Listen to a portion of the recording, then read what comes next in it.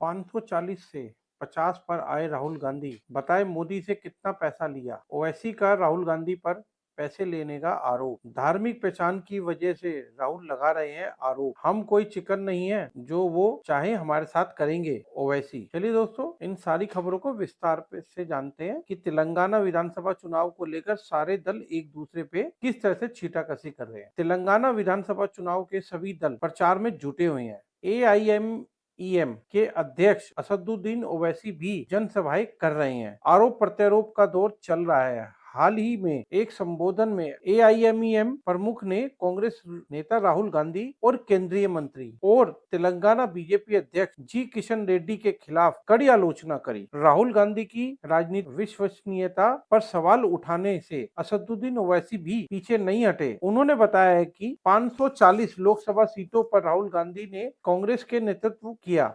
लेकिन बावजूद इसके पार्टी 50 सीटों पर ही सिमट कर रह गई। ओवैसी ने कांग्रेस नेता पर ही सवाल उठा दिया कि और पूछा कि क्या उन्होंने बीजेपी से पैसे लिए हैं कि नहीं लिए। ओवैसी इससे पहले भी राहुल गांधी से इस तरह के सवाल पूछ चुके हैं। उन्होंने इस बात पर जोर दिया कि मामले को लेकर राहुल गांधी की ओर से कोई स्पष्टीकरण या जवाब नहीं आया। AIMEM के अध्यक्ष असदुद्दीन ओवैसी ने दावा किया कि राहुल गांधी को बीजेपी से पैसे मिले हैं। दरअसल राहुल गांधी ने ओवैसी पर कांग्रेस के खिलाफ उम्मीदवार खड़ा करने के लिए बीजेपी से पैसे लेने का आरोप लगाया। इसके जवाब में AIMEM के चीफ ने कहा है कि राहुल यह आरोप उनकी धार्मिक पहचान की वजह से लगा रहे हैं। ओवैसी ने आरोप लगाया कि इन आरोपों को लगाने के लिए कांग्रेस नेता की प्रेरणा उनकी धार्मिक पहचान के प्रति गहरी दुश्मनी की उपज है। ओवैसी ने गांधी को अमेठी लोकसभा क्षेत्र से